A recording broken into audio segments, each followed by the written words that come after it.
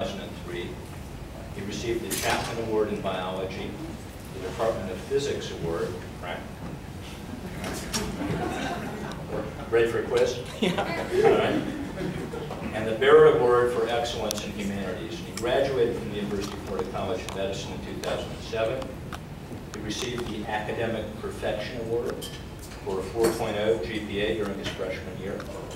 And he also received an AMA Educational Research Foundation Award. So in his personal statement, Justin recounted that at age 14, he decided that he wanted to be an astronaut. But when he found out that they had to wear a Foley catheter in space, he changed his career choice to neurosurgery.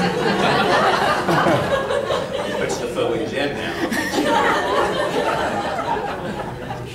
At age 17, I think most of you know that he was diagnosed after a period of distressing and confusing severe fatigue with Chiari malformation, and Benjamin Carson operated on him, and that experience, quote, sensitized his heart to the needs of my patients, end quote. Justin further indicated that, quote, my versatility is best evidenced by a snapshot of my life. I have performed strongly in medical school. At the same time, I have gotten married to a wonderful woman, been nurse to my father after his liver transplant, traveled around the world, managed to play tennis weekly, and house-trained a new Chihuahua, which was the most difficult. I was personally very impressed with Justin during his med student days, and our faculty were very pleased when he chose to stay at UF for his residency. Justin, you were a terrific surgeon, but more than that, you were a consummate patient advocate. You have helped me deal with some very difficult patient situations. I mean, just absolutely horrific situations with great skill, compassion. Your communication skills, your empathy, and your sense of humor are exceptional. We wish you the very best as you begin the next phase of your career.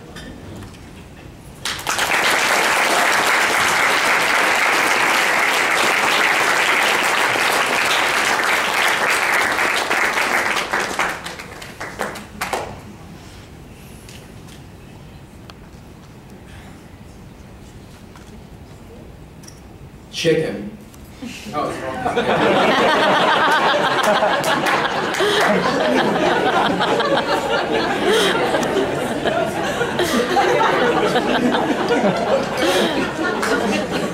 You're going to be coming fast and furious at this.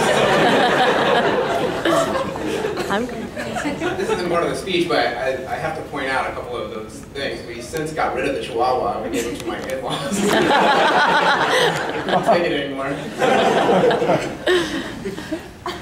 Anyway, I'll start.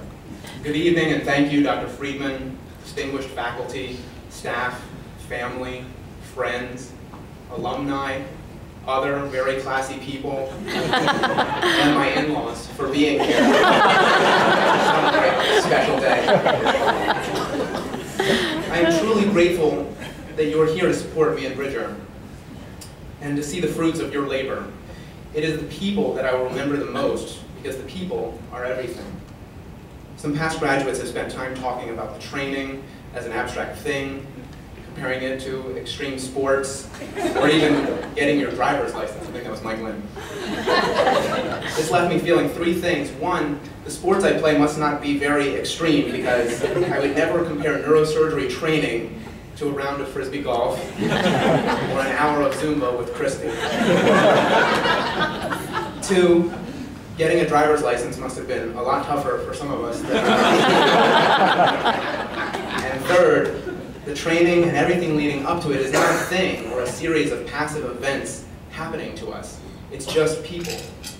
The training is a group of people who, starting really from birth, have sacrificed for us, borrowed for us, invested in us, believed in us, supported, encouraged, corrected, and improved us. I credit these people with my success, and I thank God for having our paths cross in numerous ways. As an aside, thank you, Bridger, for cracking the ice, because there's no way I'm getting through this whole thing. The simplest way to thank these people is chronologically. First, I want to thank my mom for giving me life, for raising me to be compassionate, and for instilling in me a corny sense of humor. These simple things have proven invaluable in the practice of medicine. Patients can tell and appreciate when you care, and they often need an excuse to laugh in the face of grave diagnoses. You have helped those people indirectly. You have also never stopped being my mom, acting completely appalled each and every time I told you I hadn't had time to eat, drink, or sleep in the last 24 hours. I laughed every time you threatened to write your congressman petitioning against the 8-hour work week. You never did write that letter. You've been a tremendous emotional and financial support of my education and this lifelong journey. Thank you, and I love you. All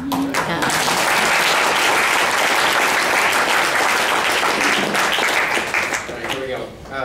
Next, I'd like to thank my dad. Unfortunately, he couldn't see this day, as he passed away during my 3rd year of residency. But Jesus, he would have loved this. Not only did he love wearing suits and attending high-class soirees, picture Jack Nicholson wearing sunglasses indoors, but he also loved bragging about me to anybody who would listen. In his early life, he didn't have a lot of the chances that I had, and so, as I suspect of most dads, he reveled in my accomplishments as if they were his own. And I thought that was really great. Nobody jumped for joy or hooted and hollered and danced around like Mick Jagger when I got a good grade like he did. From my first 100 on a spelling test to this very day, I knew that was a high that I never wanted to lose. I'm sure that if he were here, he'd be talking me up to every faculty member as if they themselves were not neurosurgeons. He would also be tough, and a 98 would get a hoot, a holler, a dance, and what happened to the other 2 points? We'd both laugh about that, and then we'd go over that question to make sure I didn't miss the 2 points. This exacting attention to detail and sometimes crazy celebration of personal success are qualities found in many high-quality neurosurgeons today. I wish my dad was here today, but he knew I was well on my way, and I know he was just as proud then as he would be now. I assume the next people in my life that I met were my brothers. To my older brother, Jamie, thanks for toughening me up. As you probably all know, I'm really tough.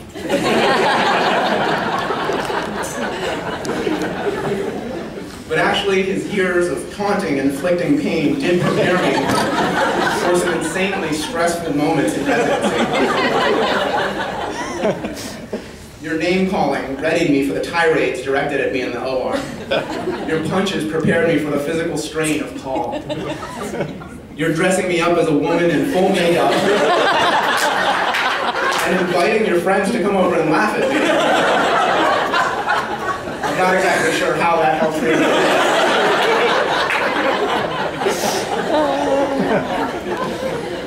To my younger brother, Adam, thanks for teaching me how to take care of someone. When we were young, both our parents worked on the weekends, and it was my duty to take care of Adam. From about 6 to 12 years old, no matter where I went or what I did, he was there. And except for a brief loss of consciousness from poolside head trauma, that I waited 10 years to tell my mom about, it turned out fine. Adam, you've been a great friend and brother to me, and I love that you were able to be here in Gainesville for 4 out of my 11 years here. To the administrative assistants and nurse practitioners, especially Greta and Lisa, who worked so closely with me this year, thank you for telling me what to do and where to be when I had no idea, and then putting up with me when I was the big man on campus. I'm sure it's a strange transformation to watch year in and year out, but you have kept me humble and healthy. My mom will be happy to know that I had at least 10 surrogate moms at work every day, covering for me in front of the many dads of the department, fixing my collar, giving me medicine, feeding me, and humoring me in so many ways. These things have meant the world to me and have provided a slice of home and normalcy when needed most. To the residents, our bonds will be lifelong. Our experiences together will be the closest I ever get to having fraternity brothers or war buddies. On some days, the absolutely dismal level of maturity and humor that we all share on a daily basis was the only thing getting me out of bed. No one understands exactly what you're going through like your co-residents. We laugh and cry together, we share in each other's achievements, and in a weird but cathartic way, we revel in each other's failures. Because we've all been there and made that exact same mistake, and then laugh like hell when it happens to you. Sometimes the best way to deal with pain and stress is to laugh at the whole thing. To my co-graduate Bridger, congratulations on your achievement, on your engagement, on your homecoming. You have been a stoic complement to my sometimes anxious personality. Bridger is the quintessential duck on water, smooth on the surface regardless of the furious paddling below. Sometimes I also felt like a duck on water, but upside down. Paddling without getting anywhere, and drowning underneath. Bridger has always been there to say, calm down, and turn me right side up. Next, I'd like to thank the faculty who, thanks to Dr. Friedman, are quite numerous. I'll try to keep it brief. You have all taught me the art and science of neurosurgery, a truly awesome field of study, and a wonderfully fulfilling career. All I can say is this process must have been quite easy for all of you, because you never had to show me something more than 17 times. Every year the graduates laud your operative expertise. Yeah, it's great and it's substantial, but it's been done, so I'd like to share just a few memories of and with each of you. This one got me choked up on practice. Miriam, you've always been pro-sporer, sometimes too much. Your voice will always echo in my head, asking anyone at any time, can sporer do that? When I was a med student, a spinal tap needed doing, and you were only an intern yourself asking the attending, can sporer do that? And I'm thinking to myself, please God, no, don't. Dr. Lewis is clipping an aneurysm my intern year, and you step aside as the senior resident and say, can sporer put the clip on? Things that technically I should want to do, but dreaded because I was scared of messing up. You were always there to gently push me to the next level. Your work ethic and sense of duty are beyond compare, and I'll always strive to meet your high standard. More importantly, you've been a great friend, covering calls when the kids are sick, having extremely long discussions about the comparing and contrasting Catholicism and Islam, and always, and I mean always, laughing at my jokes. That's your best quality in my book. I will miss your mentorship and day-to-day friendship. Greg Murad. Greg guided me through my first ventriculostomy as a med student, again scared to death, but also very excited. He claims that I then just backed out of the room without so much as a thank you. That is false. But just in case, thank you for that. Thank you for, like Miriam, recognizing that I wasn't a let's rein this guy in kind of resident, but more of a let's push this guy off the cliff. You often would walk away from a stressful moment at the OR, giving me the illusion of independence and leaving me to figure it out. These moments are the quantifiable moments that I look back and say, I got better on that day. I'm closer to being a good surgeon because of that day. I also consider Greg a friend, an extremely annoying friend. I swear he has a tracking device on my car. And he'd wait for me to get in my car at 6 p.m. or 5 p.m. or gasp, 4 p.m. so he could call and ask where I was and what I was doing. To the residents, and especially the juniors, Santa Claus Murad knows where you are and what you should be doing at all times. Nevertheless, thanks for holding me to such a high standard of professionalism. Dan Ho, thank you for being so approachable, always willing to help with a complex case, bailing me out of a few. You taught me to be decisive, to plan every single aspect of a case ahead of time, and to execute the plan with a cool demeanor. I've learned to scream my own name in anger. Come on, Justin.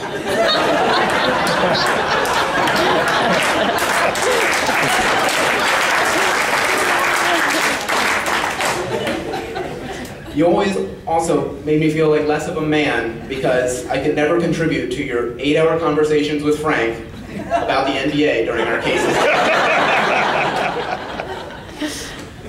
Brian Ho, thank you for being so generous with your time and advice. You introduced me to the concept of a great doctor having availability, affability, and ability in that order. You live by this principle. No one is more willing to take call at any time of day or night to help with a case. You're an easygoing guy, and that makes for a great program director. You always have some insane anecdote from your residency about why you do one thing one way or another. And you're quick to explain what you don't want to have happen.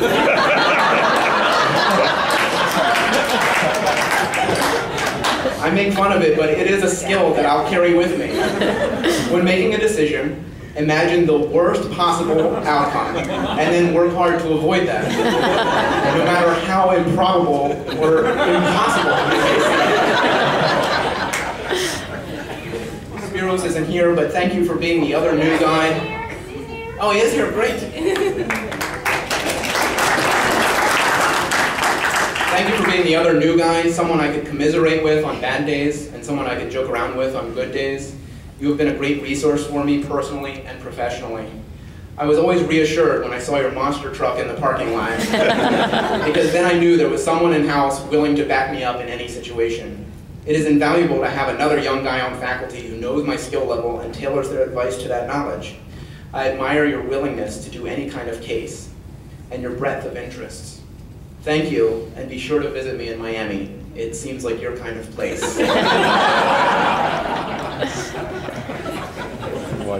David Pincus, I'd ask you to stand for this section, but that would be extremely weird and unusual. Inside joke, sir. You have always asked me why. After any plan I would come up with, why? And it forced me to either admit that I had no good reason to make that decision, or to read up on it and come back stronger. So much of what we do is because the last guy did it that way, and you pushed me to learn and provide the evidence for what I was doing. I also love that you and I share a passion for rap music in the OR. Nothing complements delicate brain surgery quite like Tupac screaming in your ear. Dr. Lister, thank you for being a normal person. You're one of the only attendings who would ask how my family was doing, and then actually wait for a response. You have an avuncular personality that the residents are drawn to. My favorite story of you, and this is quite embarrassing for me, is when the board scores came back my intern year. Keep in mind, my senior residents, maybe fathery, told me specifically not to study, which is insane. You actually paged me in the middle of rounds to discuss the score. I knew this couldn't be good. So when you said 78, I thought, okay, not terrible. What was it out of? Flabbergasted, you yelled, 800!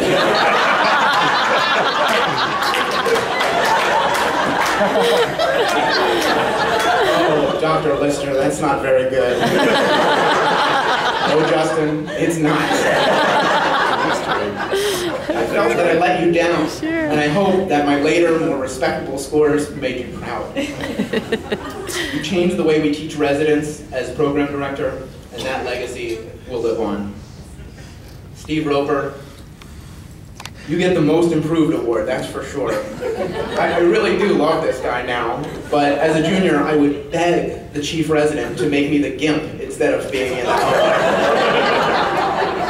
Every year, the graduates allude to some famous one-liners, but then they leave out the best part, the one-liners. My favorite three are as follows. The PG versions, of course. Number one, get your giant head out of the way. It is blocking every photon of light in the OR. Really, my head is a black hole from which no light can escape.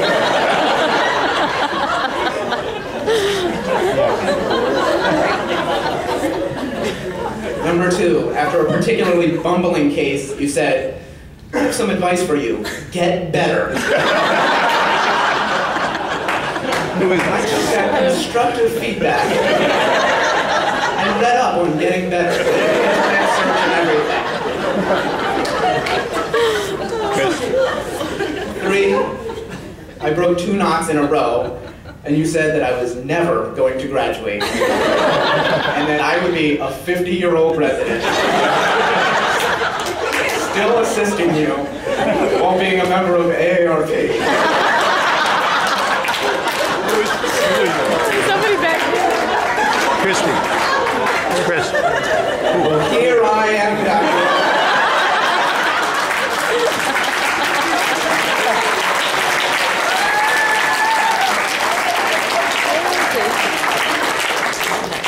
About 20 years ahead of schedule.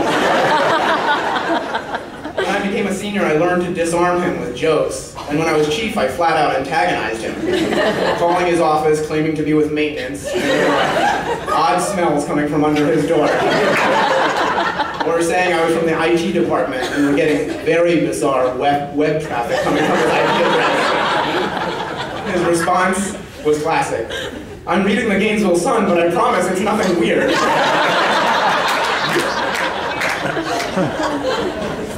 But seriously, amongst the residents, there is a standard of what would Roper do, which is synonymous with what is the right thing to do, no matter the time or inconvenience. I will try to model your unwavering integrity in that regard, and maybe even pass along a few of the one-liners. Pat Jacob, thank you for your mentorship, which is always thoughtful and thorough. I'll never forget you staying late to help with some very difficult cases this year. But my favorite memory of you was when I was an intern. We were rounding and came across a patient in suboptimal traction. You spun me around and asked if I had ever taken physics. I knew from your tone I should not mention my Georgetown Physics Award. So I just said yes.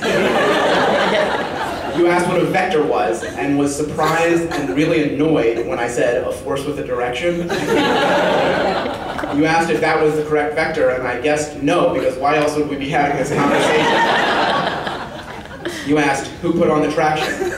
I don't know, Dr. Jacob. Who put on the traction? It was Miriam.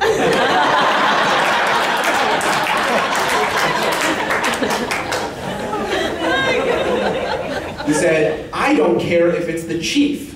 You grab them by the lapels, at which point you illustrated the maneuver. Shake them and yell, you're doing it wrong. Wrong.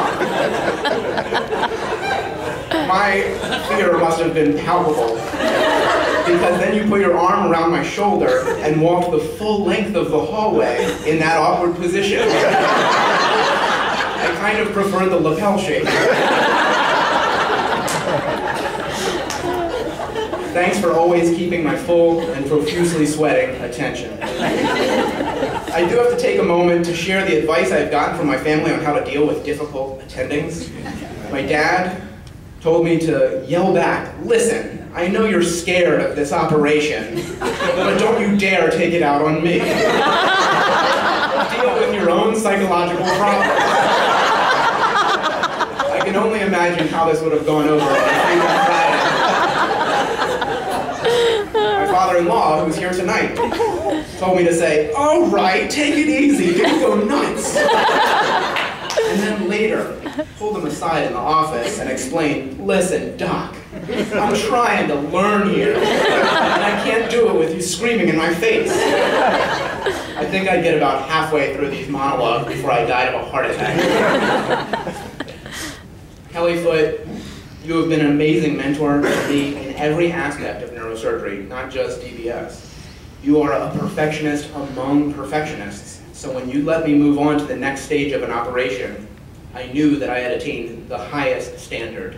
Not one stitch out of place, not one drop of blood left on the skin. It had to be perfect. In clinic, you took an excruciating amount of time with each patient.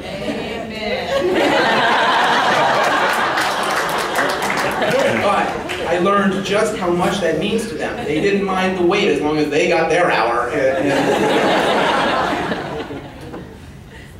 You teach patients so they can understand and be part of the process. I continue to model my own practice after yours in this regard. My best memories with you involve singing in the OR. Anything and everything, every genre, we both knew every word. But our favorite was the air supply station on Pandora. What started as a joke to be ironic ended with us harmonizing All Out of Love at full volume. I can only imagine what the rest of the staff in the room was thinking. The first time it was a joke, but it became a tradition that I have and will continue. I will miss your mentorship, friendship, and friendly punches to the sternum that leave horrible bruises. Thank you, Kelly, for everything. Dr. Friedman. This isn't in here, but secretly I've been doing an impression of you for the past 7 years.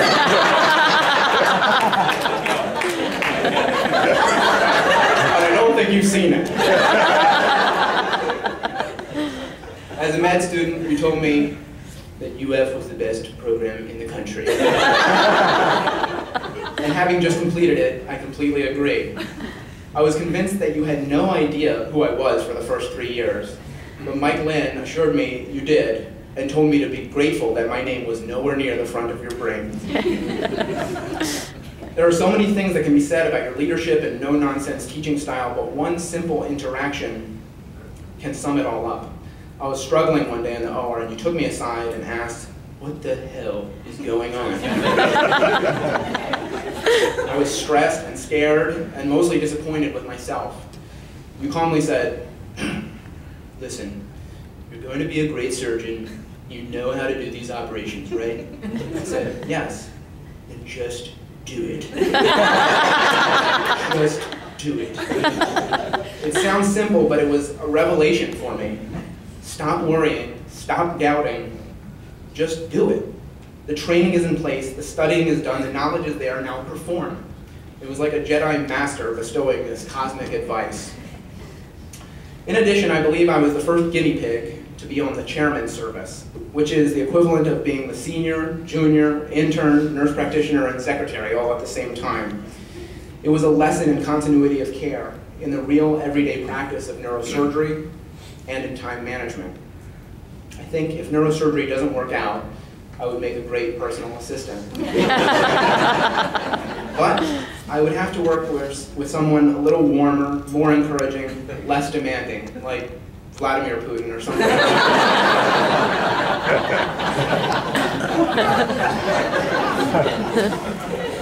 When I knew I wanted to come to UF, I wrote you this long letter explaining how much I love the program and love everything about it and love everyone in it. You responded with no subject line, no greeting, and no sign-off. Just 4 words: "We like you too." That was enough for me. Thank you for liking me enough to spend 7 years training me.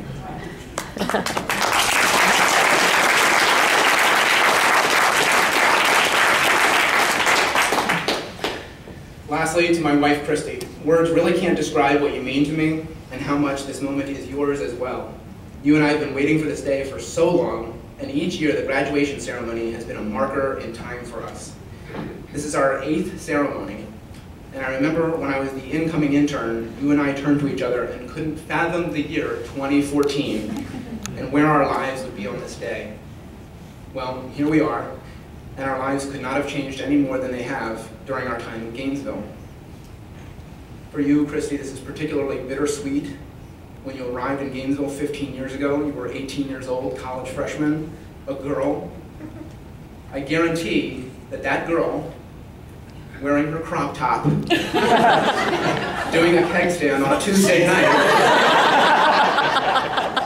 had no idea she would spend the next 15 years here, meet and marry little Justin Sporer from high school, get a master's degree, have 2 kids, and be attending a banquet with Bill Friedman in the year 2014. When I came to med school here 4 years later, we started dating and quickly knew that it would be forever. Or at least we thought we knew what we were doing at that young age. In the movie Father of the Bride, Steve Martin is arguing with his wife that their daughter is too young to be married. When she reminds him that they, too, got married at a young age, he says, That was different. We were idiots. I look back and think the same way of ourselves. We once rear-ended a car at a red light because she wanted me to give her a little kiss while she was driving. I mean, certifiable idiots.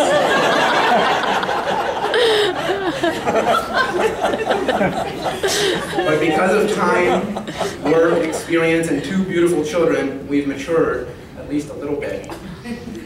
Thank you to my in-laws for producing such a wonderful woman. Thank you for making the trip and for being so supportive of me. Christy, you are a force of nature, decisive, quick, efficient, positive, and creative. For all my accomplishments, you think that I would have these qualities, but I am nothing compared to you, and I can rarely keep up.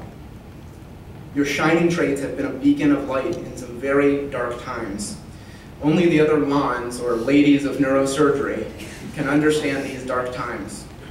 So many days waiting and wondering when I would be home, and learning that 5 more minutes meant an hour, and an hour more of work meant don't wait for dinner. So many nights wanting to catch up on the day's events or watch a single TV show together, only to realize at 8 p.m. that you were talking to yourself while I was passed out in the bed, or on the couch, or face down on the floor.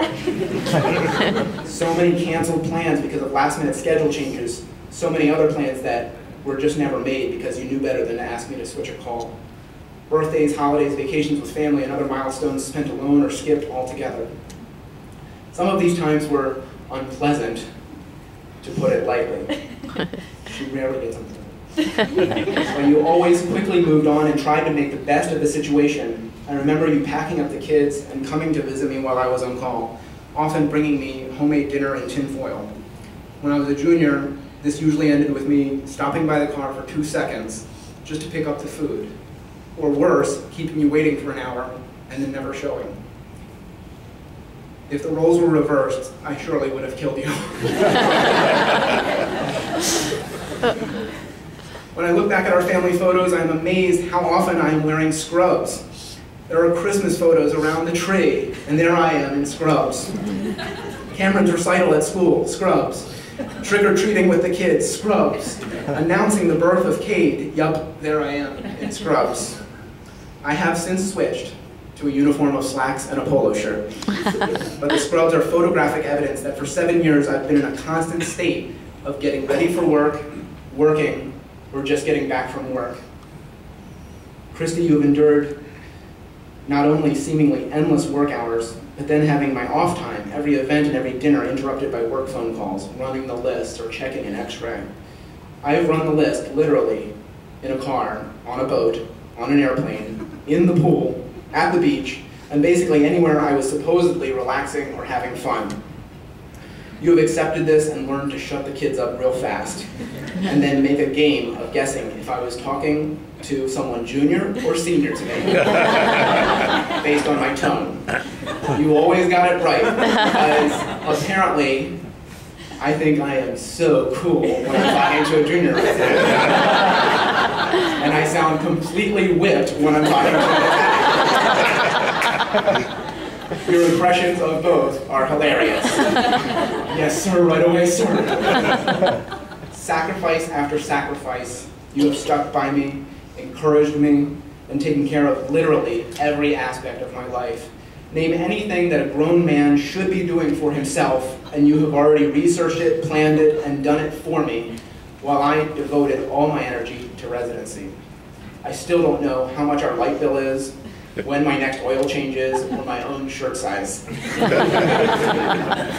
have worked tirelessly to make my life better, and have made it possible to pursue my dreams. You have made it possible to pursue my dreams. There's no greater gift, and I will spend the rest of my life making it up to you. I kept you away from your family for more than a decade.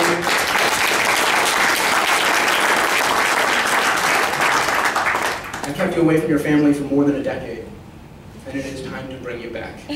I love you. Thank you.